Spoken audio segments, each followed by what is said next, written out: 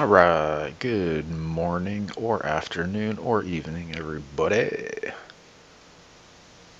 Video 3.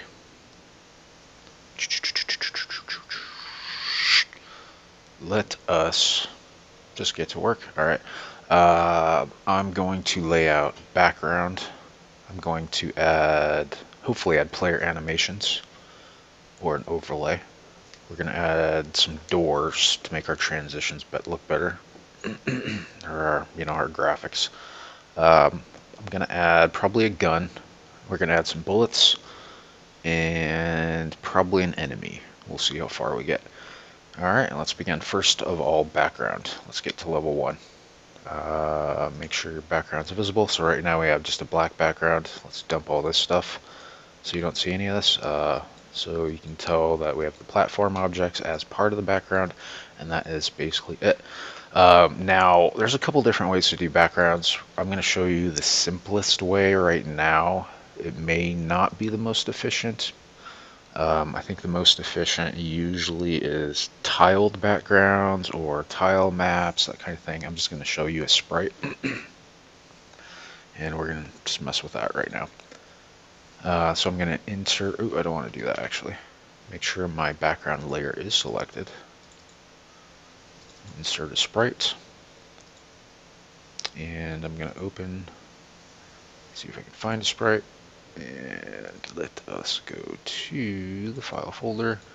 And I picked a cave type of dealio from opengameart.org. I'll throw that link up there. I like to pitch them and try to get them some attention because they just have a whole bunch of stuff that's free or not free, but it's kind of like Patreon. It's a creator-driven type of website where artists will submit free art that they draw, that kind of thing. They have their own Patreon accounts that I'll start linking once I compile them, all that kind of stuff. So we added a sprite for our background, and zoom out and you can see it's basically a cave. Now this bad boy is 2K by 2K, so it's going to be pretty big. And look what we have right here.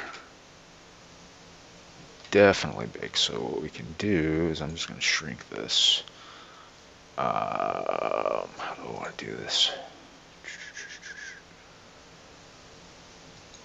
We can keep it this way. I'll shrink it a little bit. Let's go 1K by 1K and see what that looks like. Sorry, I had some noise around me. It kind of distracted me. I don't like that. Let's just shrink the height a little bit. There we go. And pause 1 second. Okay, continuing here. Back with the background. Okay, so we're going to load a background here. And so we're going to see that right now you cannot tell what it looks like because it is overlaying all the other objects. So in one of the previous videos, I think video 1, I mentioned a Z order.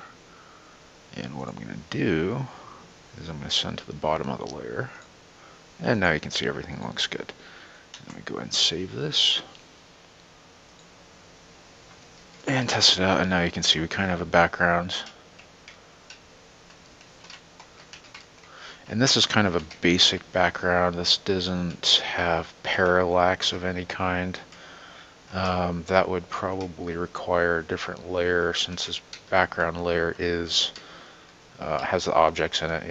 I would probably want to move the platform objects to the player layer, and then that way I can make the background layer slightly parallax, and then it would kind of not move so much. Let me see if I can show you that right now.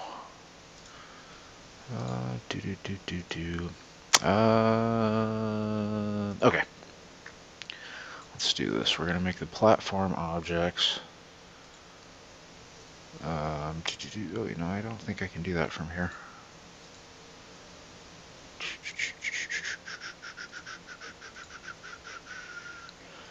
Yeah, I cannot change the layer from the sprite sheet. Okay, I'll just change the layer from the level.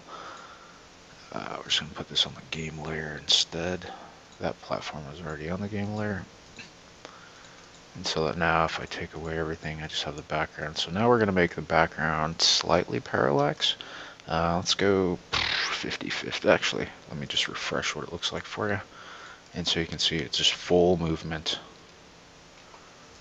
So now, if I change this bad boy to 50-50, I'll show you what it looks like. You can see we have much slighter movement.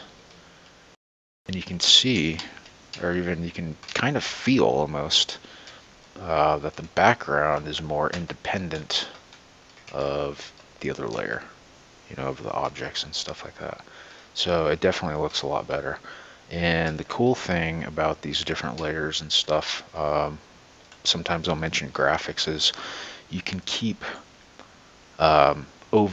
keep laying over more background layers. So you can start with just the regular background, and then maybe the next layer is background with just clouds. And then let's say this background has a 25-25 parallax, and the next background has clouds, the next layer, and that is, you know, different parallax.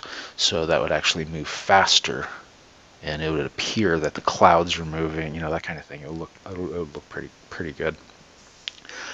So we have a background layer, and let me actually label this. So I'm just going to call this background. That's good enough. And let's see if we can dig up some player animations. So I don't need all this good stuff, Sean. We talked about player before. Right now we just have a basic player and a sprite, and that's it. Usually you want you know, this bad boy to actually look like something, you know, to look like a person or an animal if you're doing something like that.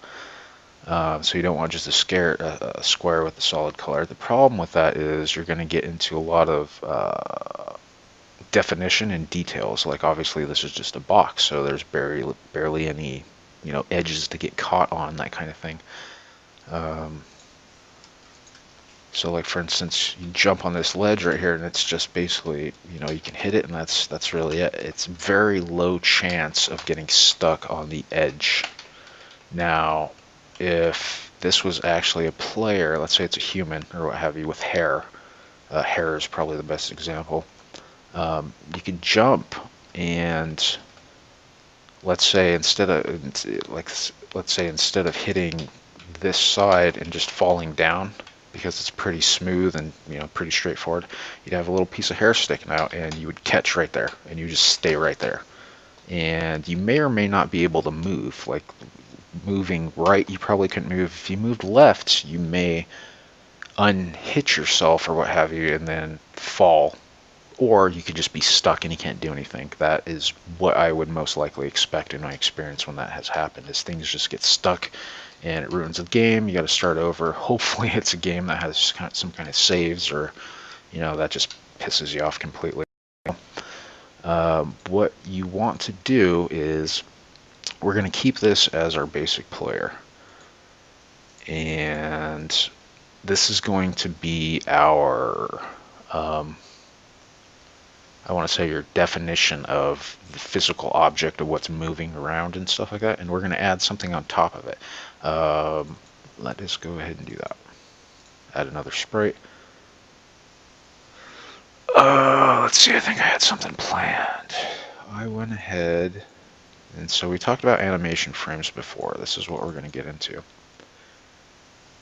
Import frames from files. I went ahead and pulled some animations from opengame.org, opengameart.org. And these are actually labeled, which is nice. This is like a robot type of animation. And the first thing I'm going to make is an idle animation, or add. And we're going to add all of them. We're going to see what it looks like. So I'm going to add all the idles first, delete the blank, animation frame. And what we're going to do is we're going to make a couple different animations. Now, with a standard character sprite sheet, there can be a lot that's going on, depending on how complex you want it, how good you want it to look.